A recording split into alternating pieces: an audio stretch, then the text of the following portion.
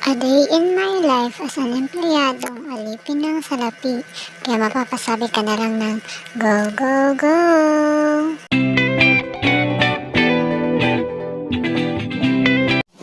Ito nga mga ate ko ay maagang nagayak ang ante nyo.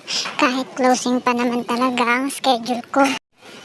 Maaga kasi dyan ang pasok ng panganay kong anak.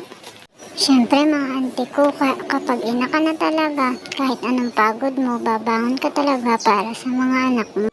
Itlog na nga lang yung pinabaon ko sa anak ko. Pag petsa di peligro na talaga, sa itlog kumakapit. Pandalas na rin pala ako dyan mga auntie ko, kasi tanghali na rin at malapit ng malit ang kuya mo. Naalala ko dati, pumapasok kami nang walang kain dahil wala naman kaming pambaon mga auntie ko. Diyan nga mga auntie ko ay papasok na ako at madadaanan natin yung ginagawang bypass road.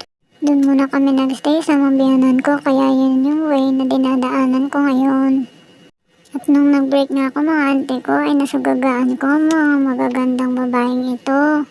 At dahil nga wala akong kasabay kaya sa kanila na lang muna ako nakisabay.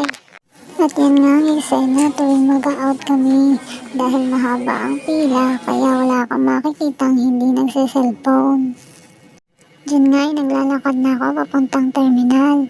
Doon kasi nakapark yung tricycle ng sundo ko. Kahit laging galit naman ay sinusundo pa rin naman ako. At ito nga ang terminal mga auntie ko. Yan yung sakayan ng mga taong hinahanap ang sarili na hindi makita-kita.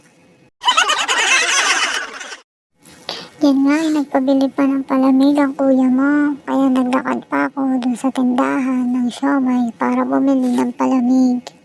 Naalala ko dati nung high school ako, nagtitinda ako ng palamig sa mga tita ko. Nakakatuwa lang isipin na dating nagtitinda lang ng palamig ay bumibili na ngayon. May sarili ng trabaho at sumusuporta na sa pamilya kaya nakaka-proud dahil sa konting pag-usad ay nakakausad-usad tayo. Kaya hanggang dito na lang muna mga auntie ko. Sa uulitin, bye-bye!